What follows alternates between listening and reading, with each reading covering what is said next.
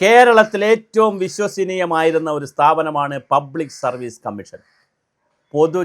പൊതുസേവന commission എന്ന പേരിട്ട് വളരെ മനോഹരമായി തിരുവനന്തപുരം പട്ടത്തിരുന്ന ഓഫീസാണ്. അവിടെ കയറുന്നത് തന്നെ ഒരു ഹിമാലയൻ ടാസ്ക്കാണ്. അവരാരും രഹസ്യം പുറത്തുവിടില്ല. ക്വസ്റ്റ്യൻ പേപ്പർ ഉണ്ടാക്കുന്നത് രഹസ്യമായിട്ടാണ്, ആൻസർ നോക്കുന്ന രഹസ്യമായിട്ടാണ്. ജയിലിനേക്കാൾ വലിയ സംവിധാനത്തിൽ പോയിരുന്ന സംവിധാനത്തെ കല്ലിലടിച്ച പൂക്കുല പോലെ എടുത്ത് റോഡിലടിച്ചില്ലേ സക്കീർ എന്ന ചെയർമാനും കുറേ മെമ്പർമാരും കൂടി. ഇതിനാണ് നിങ്ങൾക്ക് വലിയ ലക്ഷം രൂപ ശമ്പളം തന്നതെന്ന് ഇപ്പോഴാണ് മനസ്സിലാക്കുന്നത്. എന്തിനായിരുന്നു നിങ്ങൾക്ക് ലക്ഷക്കണക്കിന് രൂപ ശമ്പളം തന്നിരുന്നതെന്ന് ഇപ്പോഴാണ് പുറത്തു വരുന്നത്. എത്ര വികലമായിട്ടായിരുന്നു നിങ്ങളൊരു സംവിധാനത്തെ കൊണ്ടുപോയത്.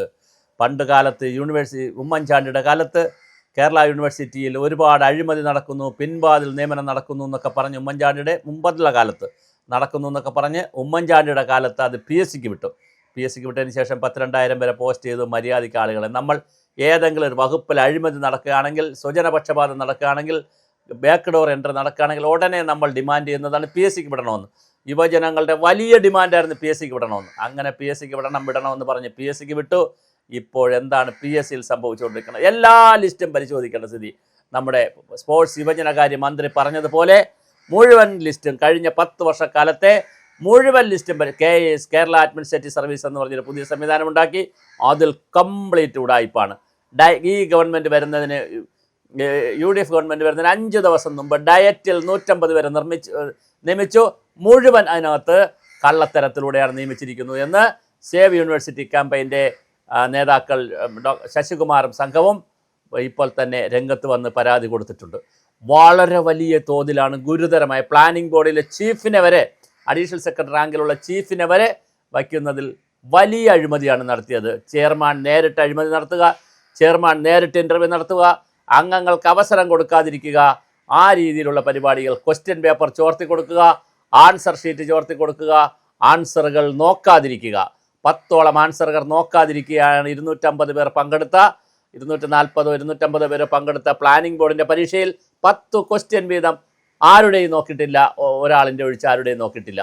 അങ്ങനെ നോക്കാതെയാണ് അവിടെ ഒരു ചീഫിനെ അഡ്വൈസ് കൊടുത്ത് അവിടെ അപ്പോയിൻറ്റ് ചെയ്തത്. അങ്ങനെ സംസ്ഥാനത്തെ മുഴുവൻ സംവിധാനങ്ങളിലും കേരള അഡ്മിനിസ്ട്രേറ്റീവ് സർവീസിലുൾപ്പെടെ, ഡയറ്റിലുൾപ്പെടെ, കോളേജിലുൾപ്പെടെ, പോലീസിലുൾപ്പെടെ സകലയിടത്തും വലിയ ഗുരുതരമായ അഴിമതിയാണ് നടത്തിയിരിക്കുന്നത്. PSC എന്ന് പറയുന്നത് ഒരു പറ്റിക്കൽ സർവീസ് കമ്മിറ്റിയോ ഒരു പൊളിറ്റിക്കൽ സർവീസ് കമ്മിറ്റിയോ പാർട്ടി സർവീസ് കമ്മിറ്റിയോ ആയിട്ട് മാറിയിട്ടുണ്ട്. സഹകരണ സംഘങ്ങളിലും സഹകരണ സ്ഥാപനങ്ങൾ പോലുള്ളവരിടത്തും ആട്ടോണമസ് സ്ഥാപനങ്ങളിലുമൊക്കെ പാർട്ടിക്കാരെ അതാത് കാലങ്ങളിൽ കുത്തിത്തിരുകാറുണ്ട്. പക്ഷേ ഇതിൽ നിന്ന് വ്യത്യസ്തമായി PSCയിൽ ഇങ്ങനെ തിരിച്ചതും PSC മെമ്പർമാർ ഇത്രയും വലിയ ശമ്പളം വാങ്ങിയിട്ട് 80 കോടി ജനങ്ങളുള്ള 80 കോടിയിൽ പരം ജനങ്ങളുള്ള ഉത്തർപ്രദേശിൽ 5 പേർക്ക് താഴെയാണ് PSC മെമ്പർമാർ.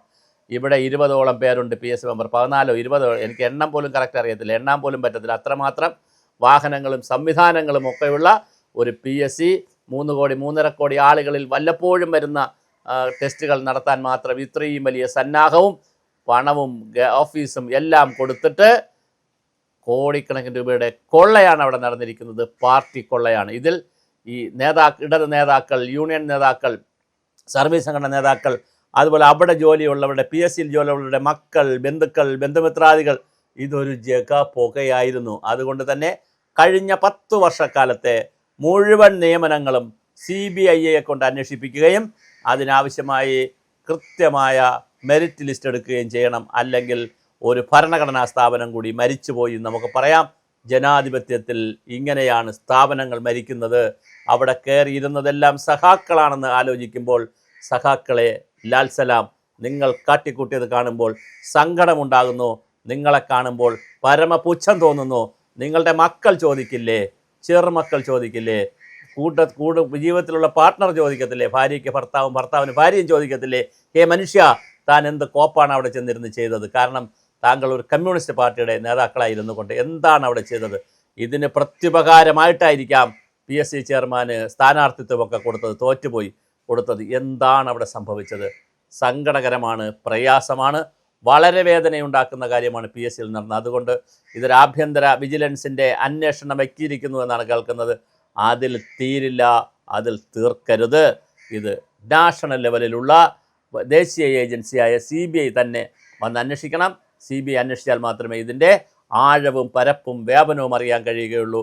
അതുകൊണ്ട് തന്നെ PSC പരീക്ഷയിലെ ഈ നാളിതുവരെ 10 വർഷക്കാലത്തെ കൊള്ള PSC അന്വേഷിക്കണം എന്നുള്ള ഡിമാൻഡാണ് ഇവിടുത്തെ ചെറുപ്പക്കാരിൽ നിന്നും യുവജനങ്ങളിൽ നിന്നും എല്ലാം ഉണ്ടാകേണ്ടത്.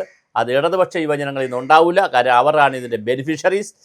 UDFൻ്റെ ഭാഗത്തുള്ള യുവജന സംഘടനകളിൽ നിന്നാണ് ഉണ്ടാകേണ്ടത്. അവർ ഭരണത്തിൻ്റെ ശീതളഛായയിൽ രമിച്ചു പോകരുത്. നിങ്ങൾ കൃത്യമായി ഡിമാൻഡ് വെക്കണം. ഇത് വളരെ കൃത്യമായി PSCയിൽ നടന്നിട്ടുള്ള കൊള്ള CBI അന്വേഷിച്ച് യഥാർത്ഥ ലിസ്റ്റുകൾ പുറത്തെടുക്കണം. കാരണം അശരണരായ, നിരാലംബരായ, നിരാശ്രരായ, പാവപ്പെട്ടവരായ വിദ്യാർത്ഥികൾക്കും കാൻഡിഡേറ്റ്സിൻ്റെയും ഏക ആശ്രയം എന്ന് പറയുന്നത് PSC മാത്രമാണ്. അതിനെ കൂടെ നിങ്ങൾ കുരുതി കൊടുക്കരുത്. കല്ലിലടിച്ച പൂക്കല പോലെയായി മുഴുവൻ മെമ്പർമാരെയും കാലാവധി ചുരുക്കി പിരിച്ചുവിടണം. PSC സംവിധാനം തന്നെ PSC മെമ്പർമാരെ പിരിച്ചുവിടണം. അടിയന്തരമായി അന്വേഷണം വെക്കണം. CBIക്ക് കേസ് കൈമാറാൻ കേരള ഗവൺമെൻറ് തയ്യാറാവണം.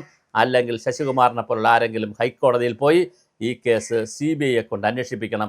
അതിൽ കുറഞ്ഞ ഒരു ഏജൻസി അന്വേഷിച്ചാലും ശരിയാവില്ല. കേരള പോലീസൊക്കെ അന്വേഷിച്ചാൽ അവരുടെ ബന്ധുക്കളും സുഹൃത്തുക്കളും ഒക്കെ ഇതിനകത്ത് കയറിയിട്ടുണ്ടാവും. അതുകൊണ്ട് കൃത്യമായി ഒരു CBI അന്വേഷണം വരണം. എന്നാൽ മാത്രമേ ശരി തെറ്റുകൾ മനസ്സിലാക്കാൻ കഴിയൂ. അങ്ങനെ വരുമെന്ന് തന്നെ നമുക്ക് പ്രതീക്ഷിക്കാം.